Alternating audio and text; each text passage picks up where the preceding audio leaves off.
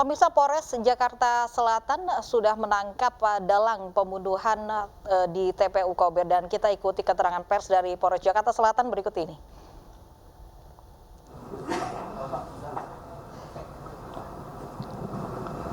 Baik, kita mulai ya.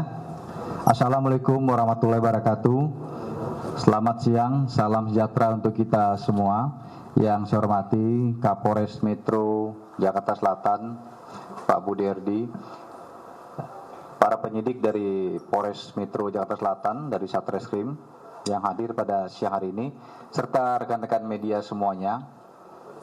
Pada siang hari ini saya bersama Pak Kapolres akan menyampaikan rilis ungkap kasus yang dilakukan oleh Satreskrim Polres Metro Jakarta Selatan, dibantu juga dari Satresmob Ditkrimum Polda Metro Jaya, terkait dengan pengungkapan kasus pembunuhan berencana yang disertai pencurian. Jadi Satreskrim Polres Metro Jakarta Selatan telah berhasil mengungkap dan menangkap pelaku kasus kejahatan terhadap jiwa orang, pembunuhan berencana, disertai dengan pencurian, ya, dengan kekerasan. Adapun waktu dan tempat kejadiannya, ini pada hari Kamis tanggal 10 Februari tahun 2022, kurang lebih pukul 05.30 waktu Indonesia bagian Barat, jadi ini subuh ini, di area pemakaman umum Kober, Jalan Ulu Jami, RT 008 001, Kelurahan Pesanggerahan, Kecamatan Pesanggerahan, Jakarta Selatan. Adapun yang menjadi korban, inisialnya adalah FF, ini laki-laki, usianya 23 tahun, pekerjaannya sebagai chef di salah satu restoran, mengalami luka tusuk di bagian perut, kemudian meninggal dunia. Kemudian tersangka dari kejahatan ini ada 3. 1 merupakan tersangka utama, jadi yang merencanakan dan menyuruh melakukan. Inisialnya ada LM, perempuan, umur 38 tahun. Kemudian tersangka yang lain sebagai eksekutor yaitu DR, umur 22 tahun, laki-laki. Kemudian MYL, laki-laki, umur 18 tahun. Pekerjaan mereka adalah sebagai pekerja serabutan. Kemudian dari kejahatan ini, barang bukti yang berhasil diamankan oleh penyidik, diantaranya 1 mobil Terios hitam, Nopol B1932 VFQ, milik pelaku utama. Kemudian 1 buah gunting yang digunakan sebagai alat kejahatan, 1 unit sepeda motor Yamaha Mio Nopol B4660 SNM, ini milik korban, disita dari penguasaan tersangka DR. Kemudian 1 unit handphone, kemudian uang tunai sebesar 500.000, ini imbalan dari pelaku LM, disita dari pelaku DR. Kemudian uang tunai 300.000, imbalan dari pelaku LM, disita dari pelaku atau tersangka MYL. Kemudian mereka ini dalam melakukan kejahatannya, dalam menghabisi nyawa korban, melakukan dengan cara menusuk menggunakan benda tajam ke arah perut yang mengakibatkan korban meninggal dunia. Adapun motif yang melatar belakangi kejahatan ini diantaranya adalah bahwa pelaku utama yaitu saudari LM ini diduga memiliki kelainan seksual, yaitu yang bersangkutan seorang lesbi, kemudian cemburu terhadap korban FF karena korban FF menjalin hubungan asmara atau berpacaran dengan saksi HN, yang mana pelaku LM ini memiliki hubungan spesial atau khusus dengan saksi HN yang sudah berlangsung cukup lama, pengakuannya 9 tahun. Sehingga dengan adanya hubungan asmara antara pacar daripada saudari LM ini sebagai pelaku utama, yaitu saudari HN yang kita jadikan saksi, dengan korban FF ini menimbulkan kecemburuan dari pelaku utama. Kemudian pelaku LM ini sakit hati dengan korban FF. Ya, ini sebagai alasan yang kedua, karena telah meminjam motornya, kemudian setelah dikembalikan motor tersebut dalam keadaan rusak dan juga STNK tidak ada karena ditilang dalam perjalanannya di jalan raya. Sehingga pelaku LM menganggap korban FF ini tidak bertanggung jawab. Kemudian motif yang ketiga, pelaku DR dan NYL ini melakukan pembunuhan karena diberikan imbalan atau bayaran oleh pelaku utama, yaitu saudari LM. Adapun kronologi singkat kejadian sebagai gambaran kepada teman-teman media dan juga masyarakat, bahwa berawal dari otak pelaku utama, yaitu saudari LM, di awal bulan Februari, ini sakit hati kepada korban FF, kemudian saudari LM ini menyuruh ya saudara DR dan MYL dengan iming-iming uang untuk mengambisi korban. Kemudian pada hari Kamis 10 Februari 2022 sekitar pukul 01.30 WIB, pelaku LM menjemput DR di rumahnya di Srengseng. Kemudian menjemput MYL di Cipondoh menggunakan mobil Terios warna hitam milik saudari LM. Selanjutnya saudari LM, saudara DR dan juga MYL menuju TKP. Kurang lebih pukul 02.30 ya. Ini hendak menunggu korban atau saudara FF. Selanjutnya mereka bertiga menunggu di sekitar TKP dan pada saat korban FF ini melintas menggunakan sepeda motor, disitulah kedua eksekutor ini melakukan aksinya, yaitu dengan menghentikan, ya, kemudian juga melakukan penusukan dengan menggunakan gunting kepada korban. Di mana gunting ini disiapkan oleh pelaku utama, yaitu saudari LM. Selanjutnya pelaku DR dan MYL melakukan penusukan kepada korban menggunakan gunting yang sudah disiapkan tersebut. Kemudian akhirnya korban jatuh dan meninggal di tempat kejadian perkara. Kemudian pelaku DR membawa sepeda motor milik korban FF.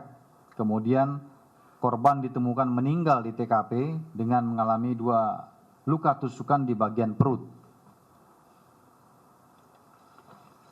Kemudian akibat kejahatan ini rekan-rekan, penyidik dari Satreskrim Polres Metro Jakarta Selatan telah mentersangkakan para pelaku dengan menggunakan pasal 340 KUHP, junto pasal 338 KUHP, dan atau 365 atau pasal 365 maksud saya, ayat keempat KUHP. Dengan ancaman hukuman diantaranya 340 KUHP, ini adalah pidana mati atau pidana seumur hidup atau selama waktu tertentu paling lama 20 tahun.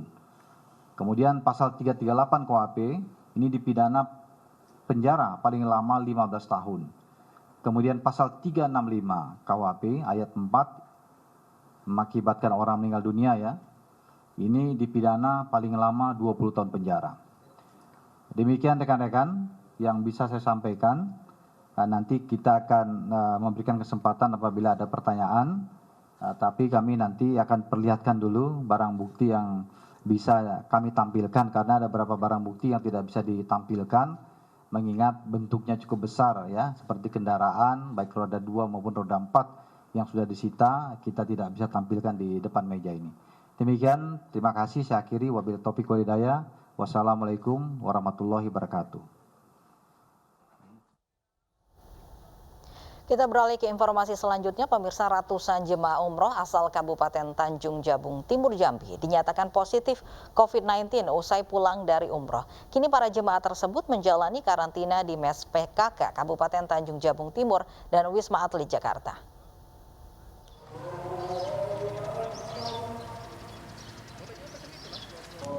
Sebanyak 115 jemaah umroh asal Kabupaten Tanjung Jabung Timur menjalani isolasi mandiri usai terkonfirmasi positif COVID-19 sepulang melakukan ibadah umroh di Tanah Suci.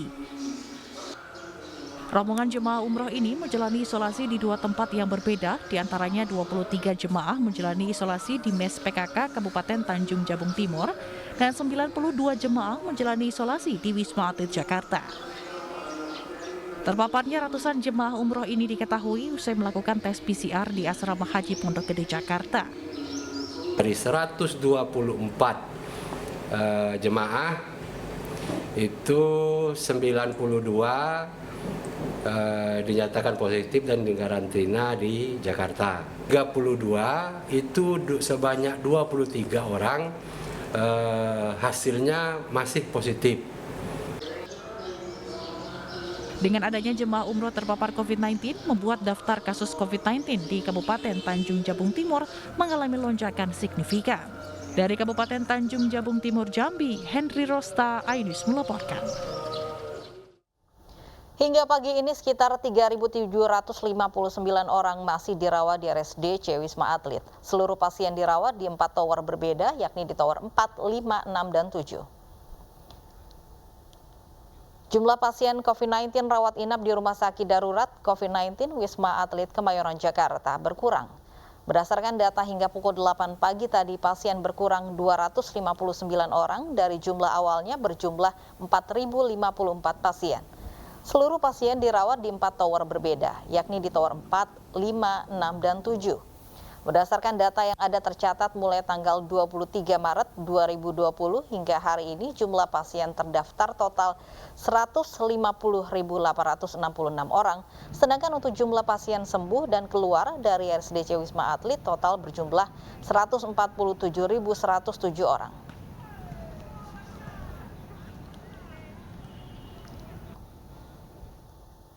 Untuk informasi selengkapnya kita bergabung dengan Rizka Dior di RSDC Wisma Atlet Kemayoran, Jakarta. Rizka, apakah betul ada penurunan pasien di sana?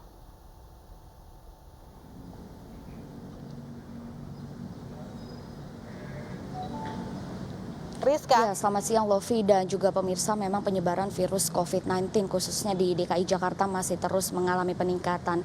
Namun memang benar bahwa untuk di Rumah Sakit Darurat Rujukan Virus COVID-19 sendiri sudah mengalami penurunan khususnya di Wisma Atlet Kemayoran, meski di Wisma Atlet Pademangan sempat mengalami peningkatan yang tidak terlalu signifikan. Dan menurut informasi terbaru yang sudah kami himpun hingga pagi hari ini, secara keseluruhan di Wisma Atlet Kemayoran sendiri ada sebanyak total 3.759 pasien atau setara dengan 45,29% yang masih menjalani isolasi mandiri, dan ada penambahan sebanyak 417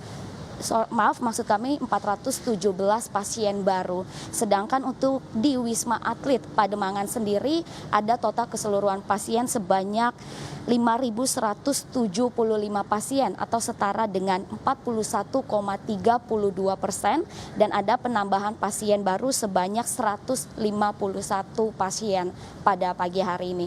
Namun kiranya meski bertambah ratusan pasien di kedua tempat tersebut, kiranya di Wisma Atlet Kemayoran sendiri sudah ada sebanyak 1.016 pasien yang dipulangkan, dan di Pademangan ada 159 yang dipulangkan. Dan untuk mengetahui situasi terkini seperti apa masyarakat yang menjalani isolasi mandiri di RSDC, sudah bersama saya Dr. Mintoro Sumego. Halo, selamat siang. Selamat siang Mbak, gimana kabarnya? Dok, ini kalau kita lihat kan pasien di Wisma Atlet Kemayoran sendiri, benarkah ada penurunan Dok, dan seperti apa update-nya hingga pagi hari ini?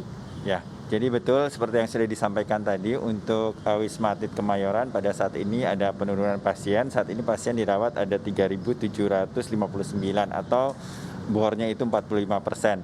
Di beberapa hari yang lalu kita masih ada pasien itu di bornya itu sekitar 48%. Jadi ini sudah turun 3% lah. 3% ini sudah cukup baik karena kita lihat trennya ini memang sudah banyak penurunan pasien. Hari ini pasien pulang banyak sekali, ada 1.176 baik itu di Wisma Atlet Kemayoran maupun di Pademangan. Ini adalah angka terbesar sepanjang sejarah kita turunkan pasien, bukan karena tempat yang penuh, tetapi karena memang mereka dalam kondisi sembuh dan sudah boleh diizinkan pulang oleh dokter penanggung jawab pasien.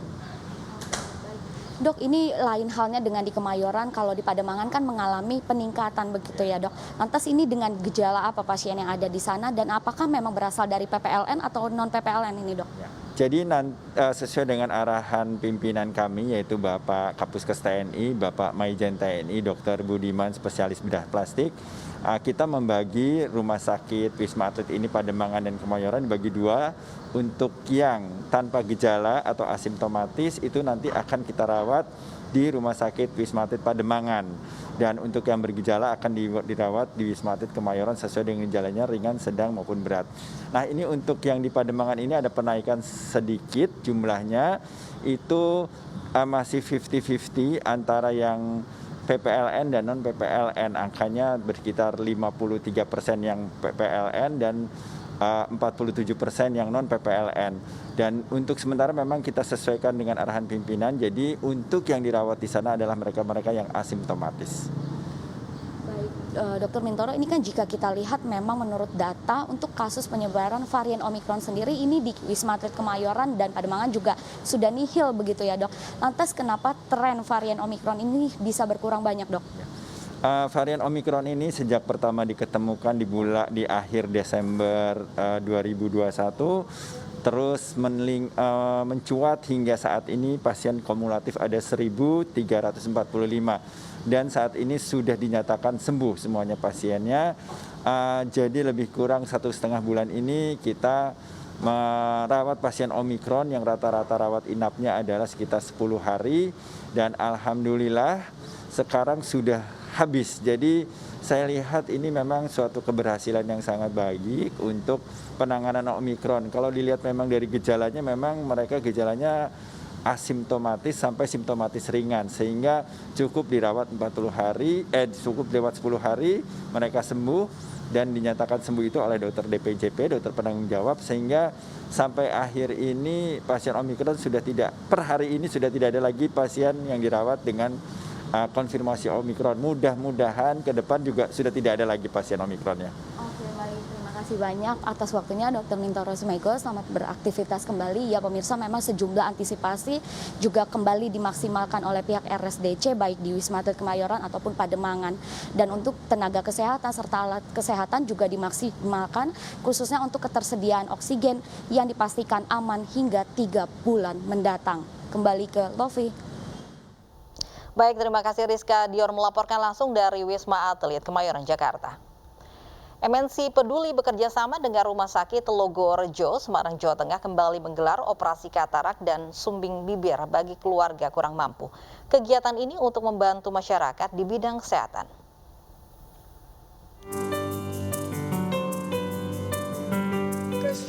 Tangis Iis Rutiasih tak terbendung menahan haru. Air matanya terus bercucuran sembari berulang kali mengucap syukur. Penglihatannya yang semula buram karena katarak kini telah pulih. Wanita 28 tahun ini menjadi salah satu penerima manfaat dari operasi katarak dan bibir sumbing gratis yang digelar MNC Peduli bekerjasama dengan Rumah Sakit Telogorejo, Semarang, Jawa Tengah. Kemarin saya juga terharu waktu saya bisa ngajarin anak saya kembali. Anak saya juga senang. Matanya ibu udah sembuh ya bu, dia sampai bilang kayak gitu. Selain katarak, MNC Peduli bekerjasama dengan Rumah Sakit Telogorejo dan Smile Train Indonesia juga menggelar operasi bibir sumbing bagi anak-anak kurang mampu. Baik, ini kerjasama sudah cukup lama dengan Rumah Sakit Telogorejo Semarang ini. Sudah dimulai dari tahun 2008, artinya sudah lebih dari 15 tahun ya kita kerjasama dengan Telogorejo. Dan yang kita kerjasamakan berbagai macam penyakit di sini. Sudah membantu banyak orang, mulai dari pasien yang katarak, hernia ya kebanyakan itu juga bibir sumbing.